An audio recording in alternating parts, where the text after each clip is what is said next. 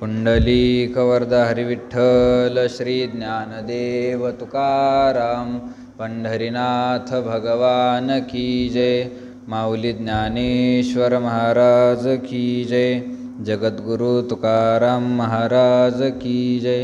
शांती ब्रह्म एकनाथ महाराज की जय। सद्गुरु जोग महाराज की जय। नमामि सद्गुरुं शान्तं सच्चिदानन्दविग्रहं पूर्णब्रह्म परानन्द मीशमालन्दिवल्लभम्। ॐ नमो ज्ञानेश्वरा करुणाकरा दयाळा। तुमचा अनुग्रह लाधलो पावन झालो चराचरी। मी कळा कुसरी काहीच नेने बोलतो वचने अतिभाविका। तुमचा अनुग्रह लाधलो पावन झालो चराचरी। एका जनार्दनी तुमचा दास त्याची आस पुरवावी। तुमचा अनुग्रह लाधलो पावन झालो चराचरी। जे असता संग सांडिती तेची संसर्ग करिता न धाती। वनवासी ही सेविती जनपदाते। ज्ञानोबाराय अर्जुनाच्या शंकेचा अनुवाद करत आहे। भगवंताच्या बोलण्यावरून अर्जुनाने शंका उपस्थित केलेली आहे, प्रश्न उपस्थित केलेला आहे। अर्जुन म्हणतो की देवा, मला असं दिसत आहे की काही जे विद्वान ज्ञानी हुशार लोक आहे तर त्यांची इच्छा नसताना सुद्धा ते पाप करताना दिसतात। तर असं इच्छा नसतानाही त्यांना पाप करायला लावणारं कोण आहे? कोण त्यांना पापामध्ये प्रवृत्त करतो? अशी अर्जुनाची काय आहे शंका आहे। आणि त्याच्यावर ज्ञानोबाराय भाष्य करत आहे, त्याचा अनुवाद करत आहे। थोडा आवाज कमी करा, थोडा खालचं ला ना बटन। श्री विठ्ठल श्री विठ्ठल। जे असता संग सांडिती तेची संसर्ग करिता न धाती। वनवासी ही सेविती जनपदाती। 2-3 ओळीमध्ये सांगितलं की देवा ऐशे कैसे। ज्ञानी यांची स्थिती भ्रंशे। सामान्य लोकांचा जाऊ द्या विषय, पण जे ज्ञानी लोक आहे, ज्यांना सगळं कळतं पाप पुण्य, त्यांची सुद्धा स्थिती भ्रष्ट होते। देवा असं कसं आहे? आणि त्याच्यासाठी एक दृष्टांत दिला होता की बीज आणि भुसा अंध निवाडणे जैसा। नावेक देखनाही तैसा बरळे कापा। बीज आणि भूस एकत्र केलेला आहे।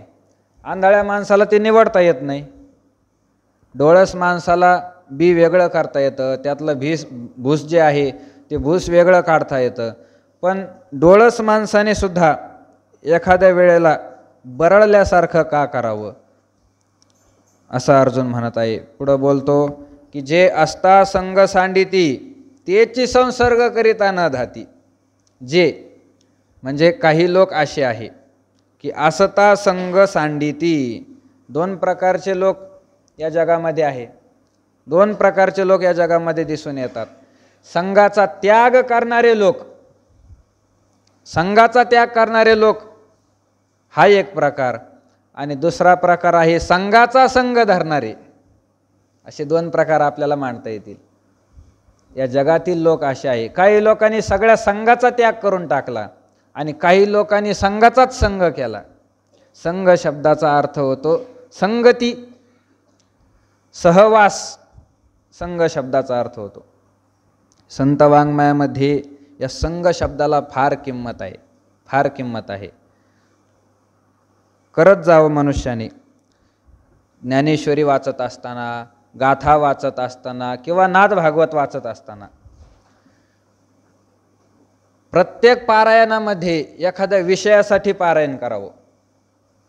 आपल्याला ज्ञानेश्वरी वाचायची मोघम कोणत्याही कारणाने नाही. एखादा विषय धरायचा आणि त्या विषयावर पूर्ण ज्ञानेश्वरीमध्ये ज्ञानोबाराय काय काय बोलतात याचं एक चिंतन. त्याच विषयावर तुकोबारायांचं काय काय मत आहे, त्या विषयावर नाथ महाराजांचं भागवतामध्ये काय काय मत आहे, असं एका विषयासाठी एक पारायण. तो विषय ध्यानात आला की पुढच्या पारायणाला दुसरा विषय घ्यायचा. प्रत्येक विषयानुसार पारायण करावं, मग त्याचं चांगलं चिंतन घडून येत असतं. असं जर पाहिलं तर संत वाङ्मयामध्ये संघ शब्दाबद्दल भरपूर माहिती आलेली आहे. संघ तर संघ शब्दाचा अर्थ होतो संगती. या संगतीविषयी बोलत असताना सर्वच संतांनी लिहिले आहे की परमार्थ मार्गामध्ये जे अनेक अडथळे येतात, परमार्थाचा मार्ग तेवढा सोपा नाही. म्हटलेला आहे साधू संतांनी, हा मार्ग कसा आहे? सोपा आहे. सोपे वर्मा म्हा सांगितले संती, टाळ दिंडी हाती घेऊन नाचा. सांगितलंय मार्ग हा सोपा सुखरूप, किंवा तुका म्हणे सोपे आहे सर्वाहुनी, शहाणा तो धनी घेतो येते. असं सोपं जरी म्हटलं असलं तरी हा परमार्थ मार्ग तेवढा सोपा नाही, भक्ती मार्ग तेवढा सोपा नाही. तो इतर साधनांच्या दृष्टीने काय सांगितलेला आहे? सोपा सांगितलेला आहे, तेवढा सोपा नाही, फार अवघड आहे. अशा वेळेस तुकोबारायांना सुद्धा बोलावं लागतं, भक्ती ते कठीण शुळावरील पोळी, निवडे तो बळी विरळाशूर. भक्ती कशी आहे? कठीण आहे. तैशी हरिभक्ती शुळावरील पोळी. भक्ती कठीण आहे. कठीण आहे म्हणजे काय? कठीण म्हणजे काय? कठीण कशाला म्हणतात? तर ज्या मार्गामध्ये अडथळे जास्त येतात त्या मार्गाला काय म्हणावं? कठीण. सोपं आहे, रस्त्याने जायचं, पण रस्त्याने जाताना कोणताच अडथळा लागत नाही. खड्डे नाही रस्त्याने, कुठं काटे नाही, कोणी हिंस्र पशुपक्षी नाही त्या वाटेत, चोराची भीती नाही, भूतप्रेताची भीती नाही, गाड्याची गर्दी नाही, असा मोकळा रस्ता, त्याला काय म्हणतात? सोपा मार्ग. आणि कठीण मार्ग कशाला म्हणतात? हे सगळेच अडथळे ज्याच्यामध्ये येतात त्याला काय म्हणतात? कठीण आहे, व रस्ता कठीण आहे. तसा भक्ती मार्ग कठीण सांगितला. का कठीण सांगितला? तर याच्यामध्ये फार मोठे काय आहे? अडथळे आहे, फार मोठे अडथळे आहे भक्ती मार्गामध्ये. सोपं म्हणून आपण हा भक्ती मार्ग एवढा सोपा करून टाकला. गुरुवर्य बाबा सांगत असतात, लोक तंबाखू खाता खाता रामकृष्ण हरी म्हणतात, बिडी वाढताना जय हरी. एवढा सोपा नाही. यज्ञ करण्यापेक्षा भक्ती मार्ग काय आहे? सोपा आहे, हे सांगितलं. किंवा एका पायावर उभा राहून तप करण्यापेक्षा भक्ती मार्ग काय आहे? सोपा आहे, त्या दृष्टीने सांगितलं. हां, योगापेक्षा सोपा आहे, इतर साधनापेक्षा. पण भक्तीचा जो मार्ग आहे तो भक्तीच्या दृष्टीने पाहिलं तर तसा काय आहे? अवघडच आहे. त्याच्यामध्ये फार मोठे अडथळे येतात आणि अनेक अडथळे संत वाङ्मयामध्ये सांगितलेलं आहे. तेथ आडवावया आले दोष वैरी जे धोपटिले, तया माझे पहिले देह अहंकार गा. तेथ आडवावया आले, आडवावया आडवे येऊन उभे राहतात अडथळे. या परमार्थ मार्गामध्ये, भक्ती मार्गामध्ये आडवे येऊन उभा राहतात. कोण आहे असे? दोषवैरी. दोषरूपी वैरी म्हणजे शत्रू आहे आडवे येणारे. आणि तया माझे पहिले देह अहंकार. त्याच्यामध्ये सगळ्यात पहिला शत्रू कोणता असेल तर काय आहे? देह अहंकार. मी देह आहे, हा काय आहे? पहिला शत्रू आहे. मग असे बरेच शत्रू सांगितले. दंभो दर्पोभिमानश्च क्रोध पारुष्यमेवच, किंवा अहंकारम बलम दर्पम कामम क्रोधम. भरपूर वैरी आहे आपली, आपल्याला वाटतच नाही वैरी आहे म्हणून. आपण मित्राप्रमाणे त्यांच्यासोबत वागतो, पण ते काय आहे? वैरी आहे. अडथळे आहे या मार्गामध्ये. ते अडथळ्याचं विवेचन करत असताना संघ हा सुद्धा परमार्थ मार्गामध्ये अत्यंत महत्त्वाचा काय सांगितलेला आहे? अडथळा सांगितलेला आहे. अडथळा. संगती हा काय आहे? अडथळा आहे. संघ शब्दाचा जर केवळ संगती असा अर्थ धरून आपण चाललो तर त्यामध्येही प्रकार करावे लागेल. दुःसंगती हे काय आहे? अडथळा आहे. नुसतं संगती नाही, कारण संगती संताची सुद्धा करता येते, पण ती परमार्थ मार्गामध्ये अडथळा नाही, उलट सहाय्यक आहे. म्हणून संघ या शब्दाचा अर्थ दुःसंग. संघ शब्दाची लक्षणा करावी. दुःसंग पदाच्या ठिकाणी दुःसंग म्हणजे वाईट लोकांचा जो संघ आहे तो काय आहे? अडथळा आहे. अडथळा परमार्थामध्ये अडथळा आहे. कितीही पारमार्थिक असला, रोज कितीही नियमाने वागत असला, पण एखाद्या वेळेस तो जर चुकला, नित्यनेमाने परमार्थ करत असतो आपण, पण एखाद्या वेळेस जर आपण चुकलो तर मग समजून घ्यावं कोणातरी वाईट लोकांची संगती घडली. चांगलं चिंतन करावं, आज कोणाची संगती घडली आणि फिरून त्याचं तोंडच पाहायचं नाही. मग तेव्हा परमार्थ पुढे जात असतो. संगतीला महत्त्व आहे. दुःसंगती नारद महर्षींनी म्हटलेलं आहे, दुःसंग सर्वथैव त्याज्यः. कधी मध्ये त्याग करावा असं नाही, थोडाफार त्याग करावा असं नाही म्हटले. सर्वथैव त्याज्यः, सर्व प्रकारे दुर्जनाच्या संगतीचा काय करावा? त्याग करावा. पतन उद्धार संघाचा महिमा त्याजावे अधमा संत सेवी. संघाचा महिमा आहे. तुमचं पतन होऊ द्यायचं आहे की तुमचा उद्धार करायचा आहे, हे कशावर अवलंबून आहे? संघावर. तुम्ही कोणाच्या संगतीमध्ये राहता त्याच्यावर हे सगळं अवलंबून आहे. तुम्ही पुण्यवानाच्या संगतीमध्ये राहता की पापी लोकांच्या संगतीमध्ये राहता त्याच्यावरचे काय आहे? सगळं अवलंबून आहे. कुसंगे नाडला साधू तैसा.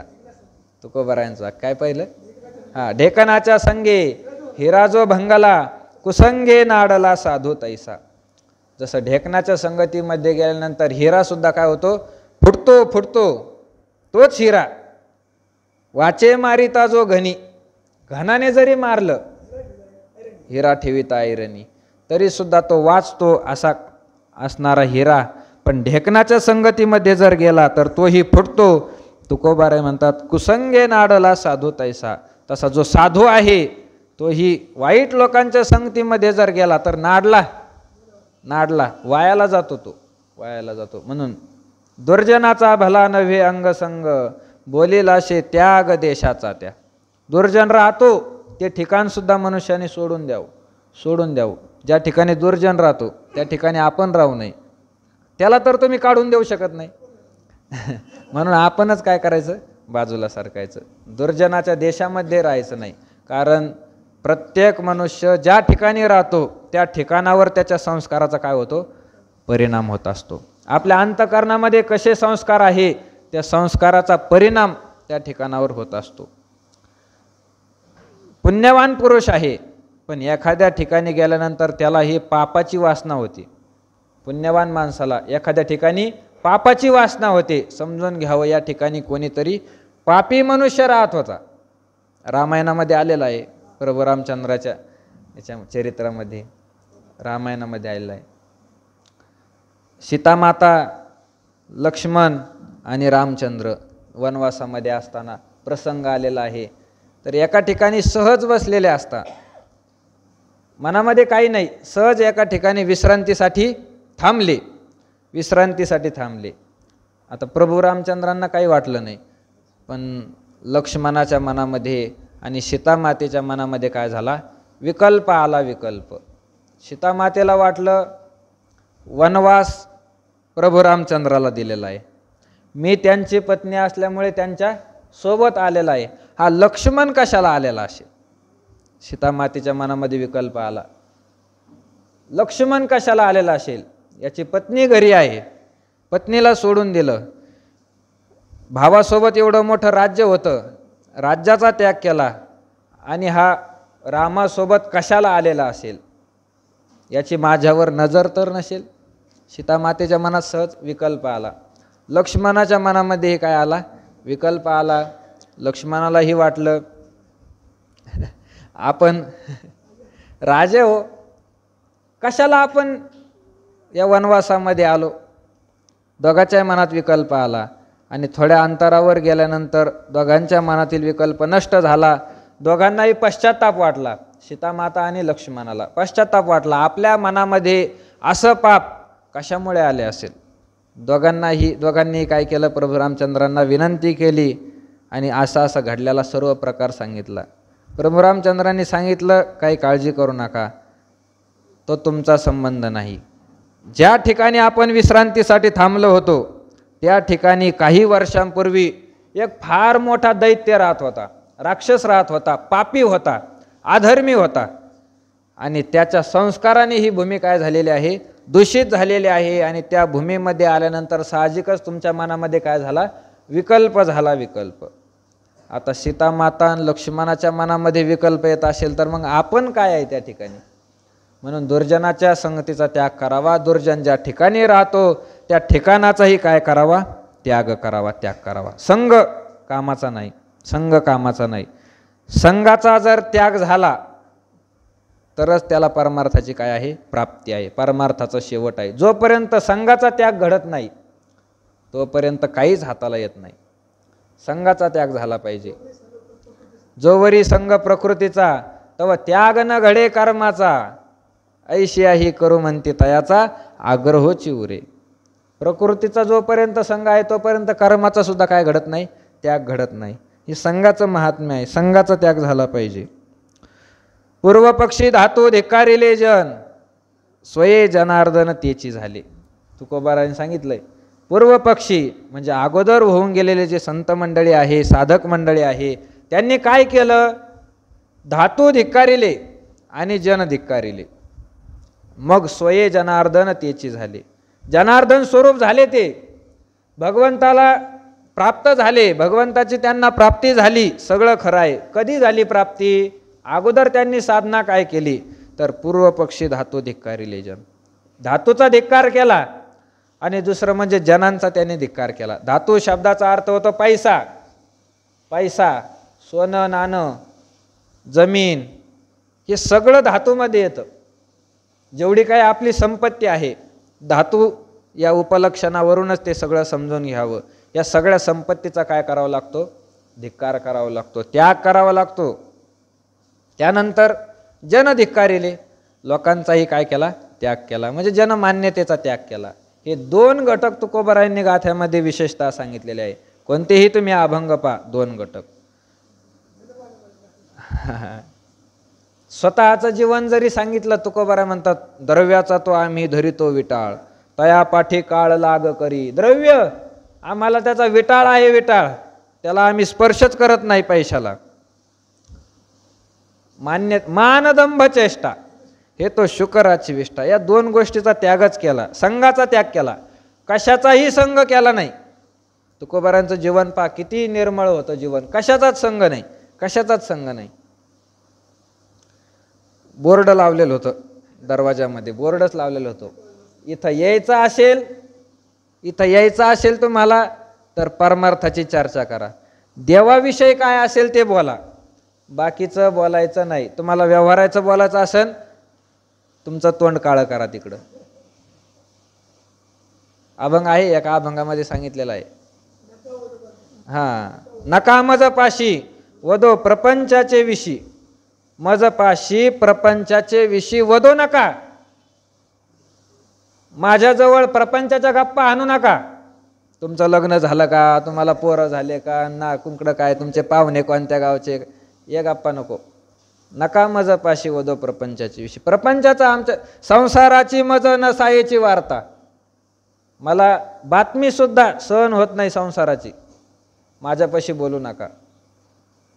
बैस सांडोनी दिमाख, जाय काळे करी मुख. तुकोबारायांचं वाक्य आहे. तुला बसायचं असन दिमाग सांडून बैस. दिमाग म्हणजे अभिमान, अभिमानाचा त्याग कर आणि भगवंताची चर्चा करण्यासाठी बस. नाहीतर जाय काळे करी मुख, तुझं तोंड तिकडंच काळं कर, येऊ नको. संघाचा त्याग केला, कोणताही संघ नव्हता, कोणताही संघ. पत्नी होती जिजाई साहेब, पण पत्नीचं काय, घरून निघताना एकदा दर्शन आणि संध्याकाळी एकदा दर्शन, बस. दिवसभर संबंधच नाही. दिवसभर या डोंगरावर त्या डोंगरावर त्या डोंगरावर भजन करायला जायचं. संघच धरला नाही, संघच नाही. म्हटलेलं आहे कर्कशे संगती दुःख उदंड फजिती. कर्कश असणाऱ्या बायकोची संगती म्हणजे काय आहे, दुःखच आहे, फजिती आहे. म्हणून संघ कामाचा नाही, संघ कामाचा नाही, म्हणजे दुःसंग कामाचा नाही. या उलट जर पाहिलं तर संताची संगती ही कामाची आहे. राहे संत संगी चुको नको, उपदेश करतात तुकोबाराय. संताच्या संगतीत राहणं हे चुकू नको, चुकू नको, चुकून. हां, संताचे संगती मनोमार्ग गती, आकळावा श्रीपती येणे पंथे. संताच्या संगतीमध्ये मनुष्याने राहिलं पाहिजे, राहिलं पाहिजे. कशासाठी राहायचं? संत समागम एखादी परी व्हावे त्याचे द्वारी श्वान याती, तेथे राम नाम होईल श्रवण, घडेल भोजन उच्चिष्ठाचे. मनुष्य रूपात नाही जमलं, नका जमाना, त्यांच्या दारामध्ये कुत्रा होऊन राहीन. नाथ महाराज सांगतात ना, संतद्वारी कुत्रा झालो, प्रेम रसाशी सोकलो. मी संताच्या द्वारामध्ये कुत्रा झालो म्हटले मी. तर संताची संगती महत्त्वाची आहे. आणि दुर्जनाची संगती किंवा विषयाची संगती काय आहे? वाईट आहे. परमार्थ मार्गामध्ये बाधा करणारी ही संगती आहे. ज्ञानोबा म्हणतात, जे असता संग सांडिती. काही लोक असे आहे की त्यांना परमार्थाची काय करायची? प्राप्ती करायची. भगवंताचं जे पद आहे त्या पदापर्यंत जाऊन त्यांना पोहोचायचंय, असे लोक आहे. म्हणजे साध्याची ज्यांनी निश्चिती केलेली आहे, निश्चय केलेला आहे. परमार्थात आलेल्या सगळ्याच लोकांनी साध्याचा निश्चय केलेला असतो असं काही नाही, असं काही नाही. सगळ्याच लोकांनी साध्याचा निश्चय केलेला नाही. काही लोक आहे की त्यांनी साध्याचा निश्चय केलेला आहे. जायचंय कुठं हे ठरवलेलं आहे, ठरवलेलं आहे. मग त्या दिशेने काय केलेलं आहे? मार्गक्रमण केलेलं आहे. साध्याचा निश्चय केलेला आहे. सगळ्या लोकांनी नाही केला साध्याचा निश्चय. एकी केली हातो फळी ठाया बळी पावली. काही काही ते प्राप्त पण झाले तिथपर्यंत आणि काही त्या मार्गाने चालू आहे. पण साध्याचा निश्चय करावाच लागतो. ज्याने साध्याचाच निश्चय नाही केला तो कितीही चालला, कुठे चालला, त्याच्या चालण्याला काय नाही? फायदा नाही, उपयोग नाही. त्याच्या चालण्याला उपयोग नाही. त्याने साध्य निश्चित केलं पाहिजे, साध्य निश्चित केलं पाहिजे. म्हणून परमार्थ मार्गामध्ये जर साध्यच निश्चित केलं नाही तर तो त्या तिथपर्यंत पोहोचू शकत नाही, नाही पोहोचू शकत. बरेच लोक असे असतात, शेजारच्याने माळ घातली आपणही घालायची, शेजारचा पंढरीला निघाला आपणही निघायचं, गावातले लोक भजनाला चालले निघले भजनाला. कशासाठी करायचं, काय करायचं, काहीच मिळ नाही. बरेच लोक असे आहे, नुसती माळ घातलेली असते गळ्यात, गण लावतात, वारी करायची, प्रदक्षिणा, चंद्रभागेचं स्नान करायचं, सगळं करायचं. करायचं कशासाठी हेच माहीत नाही. एवढं करून आपल्याला करायचं काय हेच अजून कळत नाही. साध्याचं काय केलेलं नाही? निश्चय केलेला नाही, निश्चय केलेला नाही. काही लोकांनी साध्याचा निश्चय केलेला आहे पण साध्य भगवंतच नाही, दुसरंच साध्य प्राप्त केलं. भजन करायचं, कीर्तन करायचं, देव नाही प्राप्त करायचा. पैसा, धन, संपत्ती, मान प्राप्त करायचा, हे साध्याचा निश्चय केला पण साध्य दुसरंच आहे. म्हणून परमार्थाचं जे साध्य आहे, ज्या साध्यासाठी परमार्थ सांगितलेला आहे त्या साध्याचा काय करावा? निश्चय करावा. असे जे लोक आहे की ज्यांनी साध्याचा निश्चय केला आणि त्याच्यासाठी त्यांना मार्गक्रमण करायचं आणि संतांचे ग्रंथ वाचून, संतांची संगती करून, कीर्तन प्रवचन श्रवण करून ज्यांना कळालेलं आहे की संग काय आहे परमार्थामध्ये बाधक आहे. संगी ही बाध्यते लोके निसंग सुखमश्नुते, पंचदशीमध्ये म्हटलेलं आहे. जो संगी आहे, संघामध्ये गुंतलेला आहे त्याला बाधा आहे. आणि निसंग हा सुखम अश्नुते, जो निसंग आहे, ज्याला संगती नाही, त्याला काय होतं? सुख प्राप्त होतं. म्हणून ज्याला असं ज्ञान झालेलं आहे की संग हा परमार्थामध्ये बाधक आहे, म्हणून त्या परमात्म्याच्या प्राप्तीकरता ज्याने काय केलं? संघाचा त्याग केला, दिलं सोडून. सगळी संगती एवढं सोपं नाही, सोडणं एवढं सोपं नाही, पण सोडून दिलं. प्रयत्नाने ते साध्य आहे. संघाचा त्याग करणं एवढं सोपं नाही. प्रत्येकाला संघाचा त्याग घडेल असं काही नाही, त्याला साधनाच करावी लागते, साधनाच करावी लागते. संघाचा त्याग तेवढा सोपा नाही.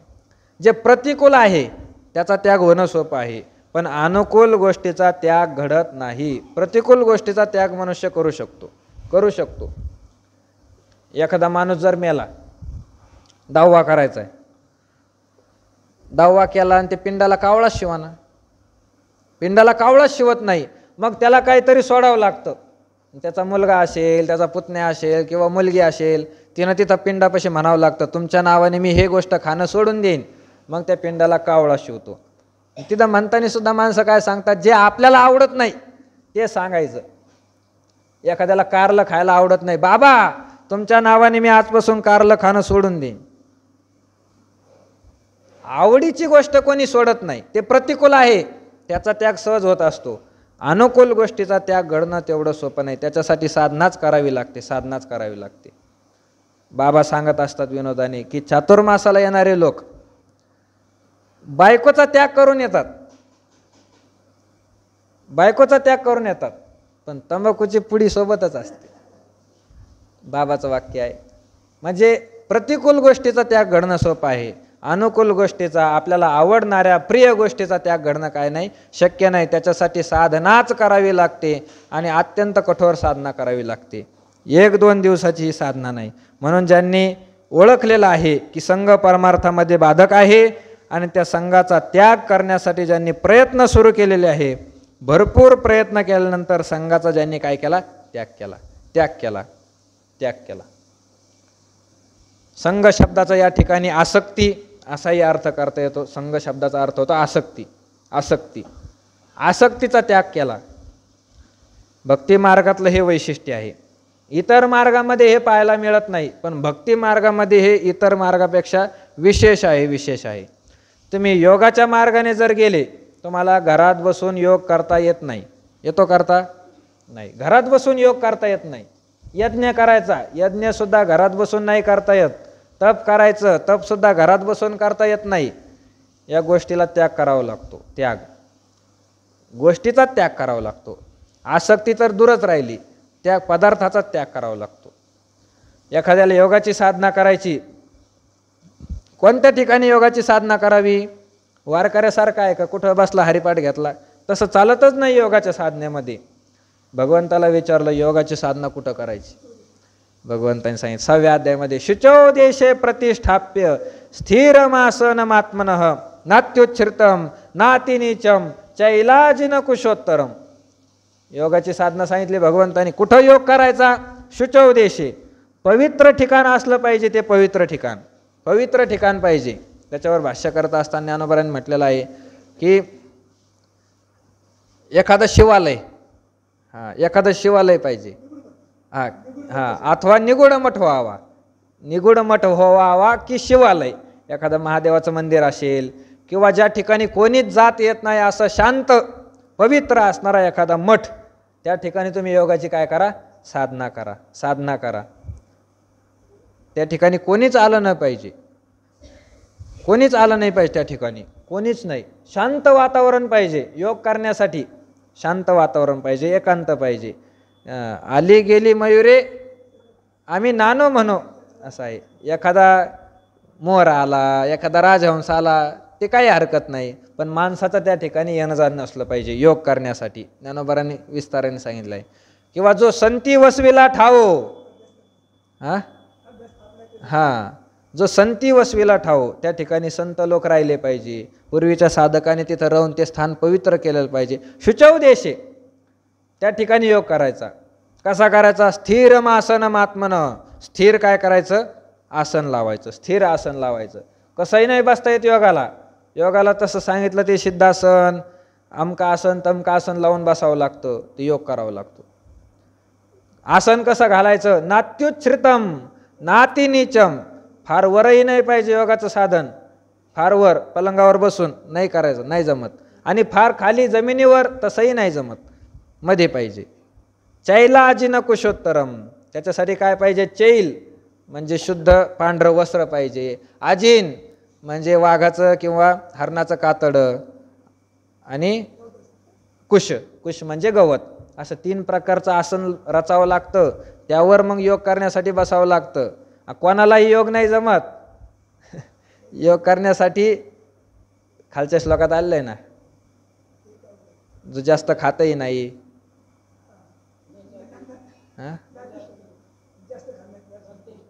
नात्यश्नतस्तु योगस्ती न चैकांत मनश्नत न चाति स्वप्नशीलस्य जाग्रतो नैव च अर्जुन. नात्यश्नतस्तु, सकाळी 5 भाकरी संध्याकाळी 5 भाकरी, त्याला योग नाही जमत. मग त्याला जागेवर समाधी लागते, योगाच्या अगोदर समाधी. त्याला जास्त खाणाऱ्याला योग नाही, आणि जो खातच नाही त्याला पण योग नाही जमू शकत. थोडंफार खावंही लागतं, युक्त आहार विहार करावा लागतो त्याला. हे सगळे गोष्ट. जो नुसता दिवसभर झोपूनच राहतो त्यालाही योग जमत नाही. किंवा जो झोपच घेत नाही त्यालाही योग जमत नाही. योगाची साधना करण्यासाठी सगळं कसं पाहिजे? समान पाहिजे. मितला बोली बोली जे, मितला पावली चाली जे, हे असं योगाची काय आहे? प्रक्रिया आहे. कठीण मार्ग आहे, पण भक्ती मार्गाचा विशेष आहे हे काहीच करण्याची गरज नाही. काहीच करण्याची गरज नाही. न लगती सायास जावे वनांतरा, सुखे येतो घरा नारायण. योग करण्यासाठी तुम्हाला वनात जावं लागतं. भक्ती करण्यासाठी वनात जायचं सांगितलं कोणी? नाही जायचं. ठाईचं बैसोनी करा एक चित्त. तुमच्या तुमच्या घरी बसून चालू द्या. योग करण्यासाठी तुम्हाला आसन लावून बसावं लागतं. हरिपाठ म्हणण्यासाठी आसन लावण्याची गरज आहे का? पडल्या झोपल्या करता येतं. निजल्याने गाता उभा नारायण, बैसल्या कीर्तन करिता डोले. प्रमाण आहे संताचं, प्रमाण आहे. काही लोक म्हणतात बसून कीर्तन करू नये. हा संप्रदायाचं हे काय आहे? नियम आहे. पण एखाद्याचा आता पायच मोडलेले आहे, कंबरच मोडलेला आहे, त्याला आता उभाच राहता येत नाही, त्याला बसून करायला काय हरकत नाही? काही हरकत नाही. जो रोगी आहे त्याला उभा राहिल्यानंतर त्याला चक्करच येते, अशा माणसाला बसून कीर्तन करण्याला हरकत नाही, काही हरकत नाही. हा सशक्त आहे, तो बसून कीर्तन करतो, मग त्याला बाधा आहे, नक्कीच आहे. वक्ते बाबांनी सांगितलं होतं की जो सशक्त आहे त्याने उभा राहून कीर्तन करावं, पण ज्याला जमतच नाही त्याने बसून कीर्तन केलं तरी हे काही हरकत नाही. वक्ते बाबांनी त्यांच्या जीवनातला दृष्टांत सांगितला. अगोदर उभा राहून कीर्तन करायचे, पण नंतर हातपाय गेले कामातून, नंतर विचार केला. त्यांनी सांगितलं होतं, विचार केला वक्ते बाबांनी, आता हातपाय तर मोडले, संप्रदायाचा नियम आहे उभा राहून कीर्तन करावं. मग आता काय करावं?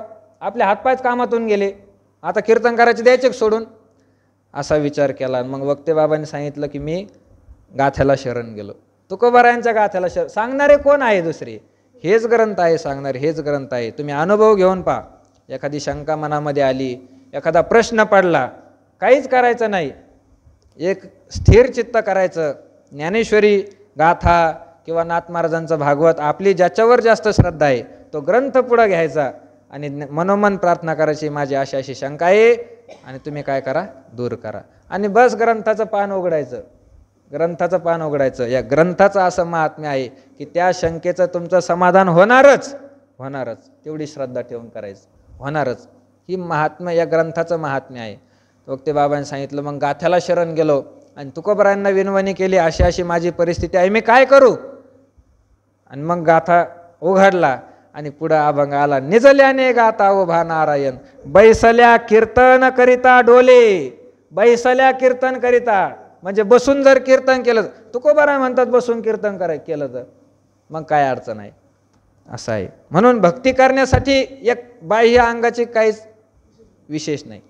योग तसा नाही, आसन लावून करावं लागतो. तुम्ही हातपाय पसरून हरिपाठ म्हणा, काहीच अडचण नाही.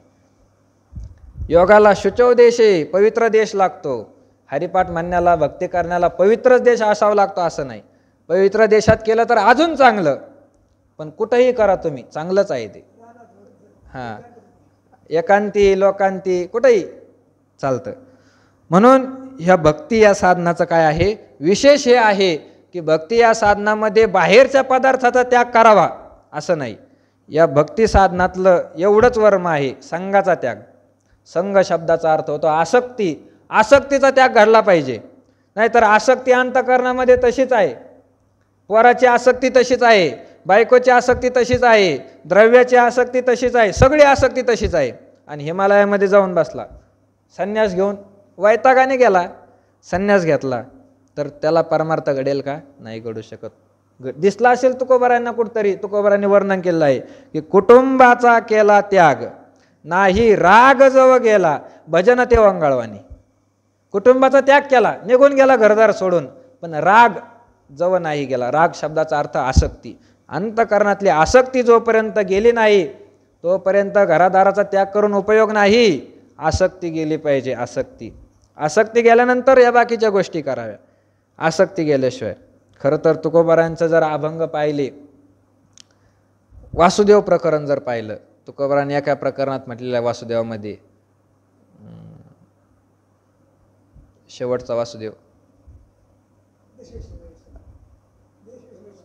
नाही वासुदेव रामकृष्ण गीती गात, टाळ चिपळ्या वाजवीत, छंदे आपल्या नाचत, निज घेऊनी फिरत गा. पुढं जनी वनी अवघा देव, वासनेचा पुसावा ठाव, मग वळगा तो वासुदेव, ऐसा मनी वसुद्या भावगा. वासनेचा पुसावा ठाव, वासना हीच काय आहे? आसक्ती आहे. आसक्ती वासना एक अर्थी आहे. वासनेचा अगोदर ठाव पुसा, पुसून टाका सगळी वासना, आणि मग वळगा तो वासुदेव. मग सांगितलं तुकोबारांनी, अगोदर या भानगडीतच पडू नका. अगोदर आसक्ती सगळी गेली पाहिजे. विष तया झाले धनमान जन, हा वसविती वन एकांती ते. वा, बाळक्रीडेमध्ये बोलतात तुकोबारा. सुंदर अभंग आहे. म्हणजे अगोदर काय करावं लागतं? या आसक्तीचा त्याग करावा लागतो. तेव्हा भगवंताची प्राप्ती काय आहे? शक्य आहे. ज्याच्या आसक्तीचा त्याग झाला नाही त्याला भगवंताची प्राप्ती शक्य नाही. त्याने कितीही परमार्थ केला आणि काहीही जरी केलं तरी परमार्थाचा उपयोग तो प्रपंचासाठीच करणार आहे. चला, जे असता संग सांडिती त्याची संसर्ग करिता न जाती. ज्ञानोबा म्हणतात असे काही लोक आहे की असता संसर्ग सांडिती, आपला जो संघ आहे ते सगळ्या संघाचा काय करतात? त्याग करतात. त्याची संसर्ग करिता न धाती. पण तेच लोक काय करतात? संसर्ग करिता न धाती. दिसतंय असं ज्ञानोबारांना किंवा अर्जुनाला म्हणा, दिसतंय असं. खरं तर अर्जुनाने एकाच शब्दात सांगितलं, पापम चरती पुरुष. एकाच शब्दात सांगितलं, इच्छा नसताना पाप करतात. हे विश्लेषण ज्ञानोबारांनी केलेलं आहे. ज्ञानोबारांना असं दिसत असावं. आता तर आहेच, पण त्याही काळात असं असेल की काही लोक असे आहे की आपल्या संघाचा काय करतात? त्याग करतात. आणि संसर्ग करिता न धाती, नंतर तेच संगतीमध्ये येतात आणि न धाती. कितीही संघ त्याने केला तरी तृप्ती होत नाही त्यांची. भरत राजाचं केवढं उदाहरण आहे. भरताचा घात कशामुळे झाला? याच्यामुळे झाला, आसक्तीमुळं. कशाची आसक्ती धरली? कशाची? भरत राजा हरणाच्या पिल्लाची काय धरली? आसक्ती धरली. त्याच्यामुळे घात झाला. परत जन्माला यावं लागलं. 3 जन्म घ्यावं लागले. भरतस्य त्रिजन्म भी, 3 जन्म घ्यावं लागले. हरणाच्या पिल्लाची आसक्ती धरली. आता खरं जर पाहिलं तर भरत राजाने काय केलं होतं? भरत राजा साधा आहे का? मदालशेमध्ये काय वर्णन आलंय? 18 भार वनस्पती, फुले फळे वळती, 22 त्या पोखरणी, नदी गंगा वाहती, ज्या घरी कुलस्त्रिया, राज्य राणी व संपत्ती, हे सुख सांडोन्या कासया योगशेवती. साधे नव्हते भरत राजा. संपूर्ण सार्वभौम राज्य होतं. चांगल्या चांगल्या कुलस्त्रिया घरी होत्या. राज्य, ही सगळी संपत्ती, एवढ्या मोठ्या राज्याचा राजा होता. मुलं बाळ सगळं होतं. पण घरच्या मुलाबाळाचा काय केला? संघाचा त्याग केला. घरच्या मुलाबाळाच्या संघाचा त्याग केला आणि हरणाच्या लेकराचा संघ धरला. तेच ज्ञानोबा म्हणतात काय? जे असता संघ सांडिती त्याची संसर्ग करिता न धाती. जो आहे संघ आपल्याला, प्रारब्धाने लग्न झालं, बायका मुलं झाले, त्यांचा त्याग करून टाकला आणि दुसऱ्याच्या बायका, दुसऱ्याचे मुलं, त्यांची संगती धरली. आणि केवढी संगती धरली? ज्ञानोबा म्हणतात न धाती. त्यांच्या संगतीमध्ये तृप्तच होत नाही. शिष्य शाखादी विलाशी, मठा मुद्राचे नि मिशे, निसंगाचे नि. तेच आहे सगळं, तेच आहे. संगतीचा त्याग करायचा म्हणून लग्न करायचं नाही. संगतीचा त्याग करायचा म्हणून लग्न करायचं नाही. घरदार सोडून निघायचं. कशामुळं? आपल्याला संगतीचा त्याग झाला पाहिजे. ब्रह्मचारी होऊन जायचं. आणि काय नसतं, घर सोडायचं आणि मठ धरायचा. एकच आहे. घराची आसक्ती असली काय आणि मठाची आसक्ती असली काय, दोन्ही सारखंच आहे. किंवा लेकराची आसक्ती असली काय आणि चेल्याची आसक्ती, शिष्याची असली काय, दोन्ही सारखंच आहे. हे ज्ञानोबारांच्या म्हणण्याचा अर्थ आहे. जे असता संग सांडिती त्याची संसर्ग करिता न जाती. तेच लोक संसर्ग करण्यामध्ये काय होत नाही? तृप्तीच त्यांची होत नाही. कितीही संघ करा त्यांची तृप्तीच होत नाही. संघ करण्याची त्यांची आसक्ती शिल्लकच राहते. हे सगळं ज्ञानोबारांनी पाहिलेलं होतं. म्हणजे हे सरळ जर पाहिलं तर या सगळ्या याच्यामधून आशय एकच निघतो. हे अज्ञानी लोकांचं वर्णन नाही. पहिल्याच ओळीमध्ये सांगितलं ज्ञानी यांची स्थिती भ्रंशी. अज्ञानाची ही गोष्ट करत नाही ज्ञानोबा म्हणतात हे ज्ञानी आहे. पाप पुण्याची भाषा सगळी यांना कळते. कशापासून पाप होतं, कशापासून पुण्य होतं हे यांना कळतं. कळतं एवढं नाही, दुसऱ्याला सांगावं हेही कळतं, प्रवचन कीर्तन करतात असे मंडळी. या सगळ्या बोलण्याचा विषय केवळ कोणावर आहे? या ज्ञानी लोकांवर. वक्ते, हे कीर्तनकार, प्रवचनकार यांच्यावर विषय आहेत. ज्ञानोबा बोलतात यांना सगळं कळतं ना, सगळं कळतं ना, सगळा संघ टाकून देतात, लग्न करत नाही, ब्रह्मचारी म्हणून राहतात. तुकोबाराय म्हणतात ना, नव्हे ब्रह्मचर्य बाईलेच्या त्यागे, वैराग्य वावगे देश त्यागे. नुसता बायकोचा त्याग केला म्हणजे ब्रह्मचारी थोडे असतो, आसक्तीचा त्याग झाला पाहिजे. तेच लोक पुन्हा या संसर्गामध्ये येतात, मठ करायचा, मग आपला शिष्य संप्रदाय वाढवायचा, याच्यामध्येच संसारामध्ये गुंतून जातात. त्याची संसर्ग करिता न धाती, कितीही संसर्ग करा न धाती, त्यांची तृप्ती होत नाही, तृप्तीच होत नाही त्यांची. आणि वनवासी ही सेविती जनपदाते, वनवासी जे लोक आहे ते जनपदाते सेविती. वनवासी, वनवासी कशासाठी होतात लोक? वनामध्ये भगवंताकरताच निघून जातात ना. सगळ्या संघाचा त्याग झाला पाहिजे, संसाराचा त्याग झाला पाहिजे म्हणून लोक कुठं जातात? वनामध्ये निघून जातात. वनामध्ये जयाची आरतीची भोगीत, विषयी तेजिले संत, जया लागी विरक्त वनवासीये. ज्याच्यासाठी वनवासीये विरक्त, वनवासी झाले लोक देवासाठी, देवाच्या प्राप्तीसाठी वनवासी झाले. पुराणामध्ये पाहायला मिळतं ध्रुव बाळ 5 वर्षाचं वय, 5 वर्ष, 5 वर्षाच्या लेकराला काहीच कळत नाही. ते ध्रुव बाळाचं 5 वर्षाचं वय आणि 5 वर्षाच्या वयात घरादाराचा काय केला? त्याग केला, घरादाराचा त्याग केला. कुठं गेले? वनामध्ये गेले. वनामध्ये कशासाठी? देवाची प्राप्ती झाली पाहिजे म्हणून वनवासी झाले. कितीही दृष्टांत पहा तुम्ही. फार मोठमोठे ऋषी ज्यांनी हजारो वर्ष तप केले, राजर्षी असेल, हजारो वर्ष ज्यांनी तप केले, यज्ञ केले, योगाची साधना केली, कोणी हिमालयामध्ये जाऊन बसलं, कोणी नदीच्या काठाला, कोणी ह्या वनामध्ये, कोणी त्या वनामध्ये. वनवासी झाले लोक. प्रपंचाचा त्याग करून टाकला, घरादाराचा त्याग केला. कशासाठी? भगवंतासाठी. या लोकांचा त्याग घडावा, कारण लोकांच्या आसक्तीमध्ये राहायला त्याचा परमार्थ होत नसतो, होतच नाही त्याचा परमार्थ. लोकांची कलाच अशी आहे, आपणही वायाला जायचं आणि जो मार्गाला लागला त्यालाही वायाला जाऊन द्यायचं.